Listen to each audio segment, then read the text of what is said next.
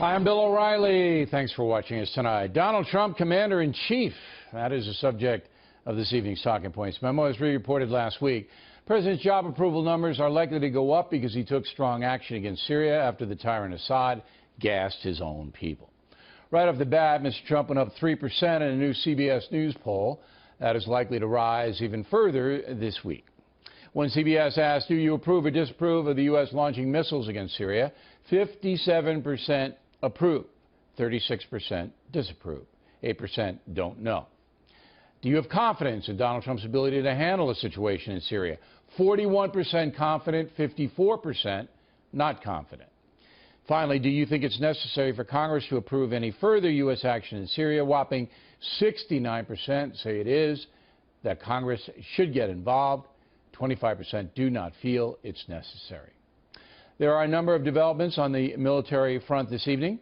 U.S. warships are heading toward the Korean Peninsula because the nutty dictator of that country continues to test ballistic missiles in violation of international law.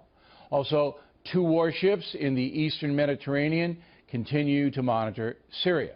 There's also an aircraft carrier in the Persian Gulf, the George H.W. Bush.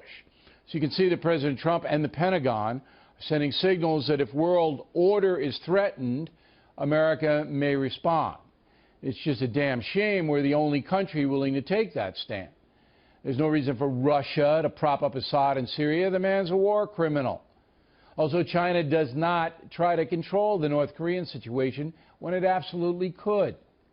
Staunch allies like Britain, Australia, Canada, and France do help us out, but it's on a limited basis. Unfortunately, policing the world falls to America with all the danger and expense that entails. President Trump would be wise to pick his spots. The attack on Syria worked and was approved by most in the world who care about protecting innocent people. Yes, Russia and Iran are now threatening the USA, but so what? Those countries have thrown in with the devil, and we cannot back away from their bluster. However, a confrontation with Russia is not what anybody wants or needs. So President Trump would be wise to talk to Putin quietly, try to get the guy to wise up, perhaps by helping his economy. Iran, truly a hopeless situation, but the mullahs don't want to commit suicide. How the nuke treaty will eventually play out is one of the great mysteries. It is likely that North Korea will be the next problem we have to deal with. If they test a nuclear device, again in violation of international law, something will have to be done. Can Donald Trump convince the Chinese to partner up with us against North Korea? That would end the problem and be good for world order and for business. Again, it's a mystery why the Chinese will not exert their strength and influence on North Korea. Summing up, President Trump gained a measure of respect for his actions against Syria. U.S. military is gearing up, but caution should be the word. And that's the memo. Now for the top story reaction, joining us from Washington, Charles Crowder. So is President Trump doing better in your eyes? Well, I'm sure I was not the only one who was surprised. After all, this is a man who campaigned on precisely not being the policeman of the world. He's a man who campaigned on America first. He said that the people around the world were bleeding us dry, mocking us. And here he was even talking about allies.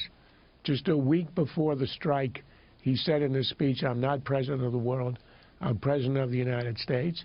And just 3 days before the attack, his own Secretary of State and UN ambassador essentially said we're willing to live with Assad. The idea of getting rid of him is off the table.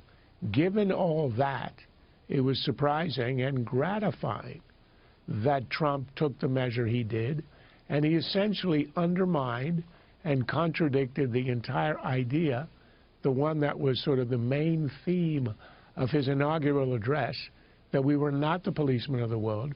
We were not going to be acting on behalf of others. We were only going to be looking after ourselves.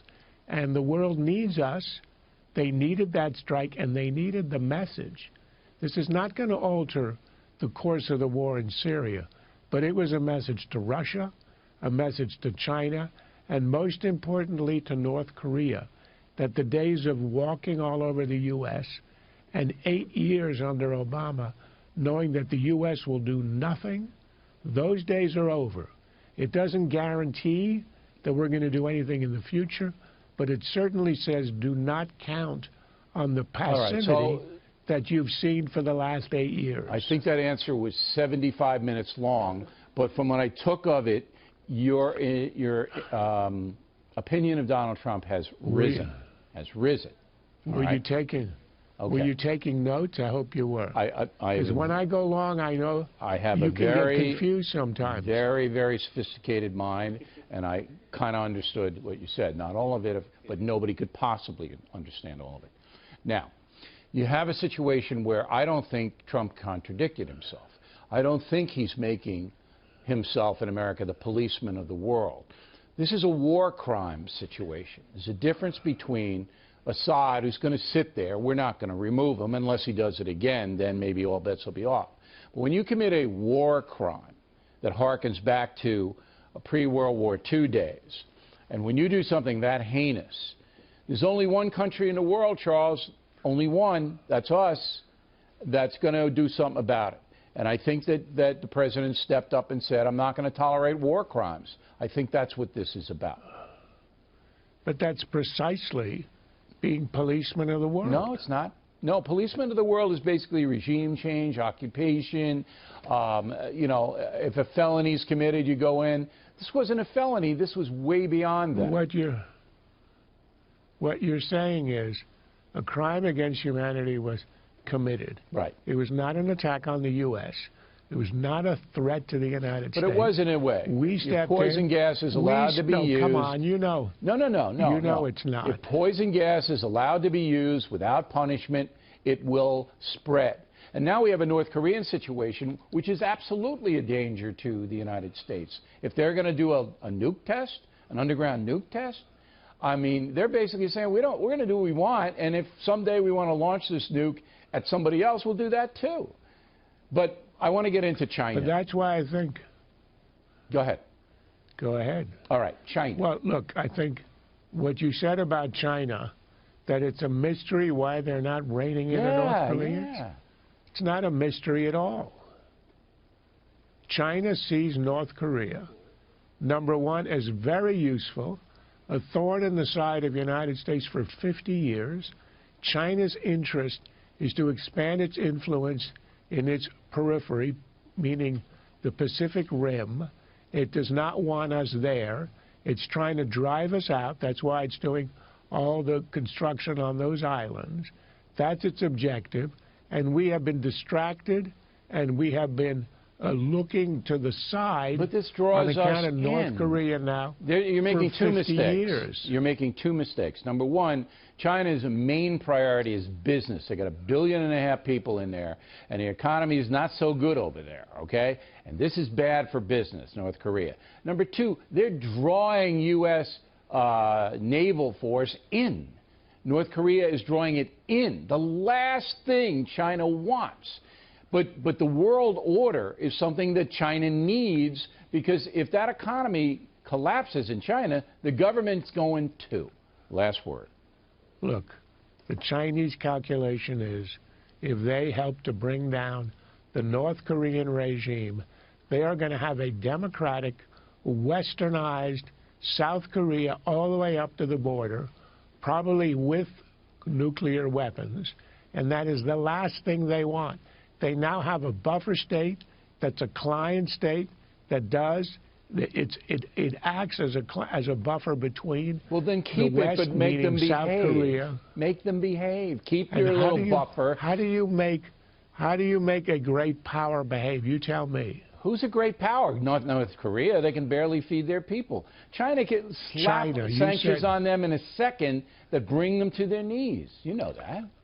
But you have told us that for 30 years we have tried to get China to do exactly that, and we have not been able to. I know. And I just gave you the reasons why China is not interested in doing that. Well, it wants now they have U.S. warships on their coast because they're not interested. I don't know if that's the greatest strategy. Charles Krauthammer, everybody, there he is. Warships. And they've had U.S. warships on their coast for 50 years. All right, but now they're armed and dangerous. I got to tell everybody, before this segment, Charles Krauthammer fell asleep.